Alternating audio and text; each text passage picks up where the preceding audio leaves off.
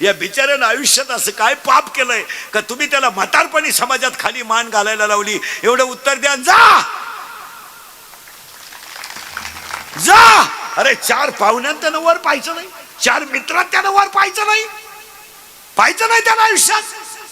अरे पोरीनं तुमचं त्याचं बनियन मळालं, त्यानं पलटी करून घातलं, ही त्याची चूक आहे? ही चूक आहे का त्याची? बायकोच्या गळ्यातले दागिने मोडून त्यानं संसार उभा केला, ही त्याची चूक आहे? अरे 10वीच्या मुलीनं प्रयोगवही मागितली तर त्यानं बटाटे कमी आणले पहिली, ही चूक आहे त्याची? हे फळ आहे का त्याला? अरे तो व्हायला निघला ना पोरीनं, तर त्याला फक्त कौलाचं घर आलतं रे. त्याच्या आईनं डोक्यावर दगड वाहिली आणि पायानं गाळ केला. पोरीनं दोघांनी घर बांधलं. पोरीनं तुमचा जन्म झाला ना, जन्म, तर तुमचा बाप 15 मिनिटं एकटा हसत होता रे. पोरीनं तुमचा बाप हसत होता. तो का हसत होता माहित आहे?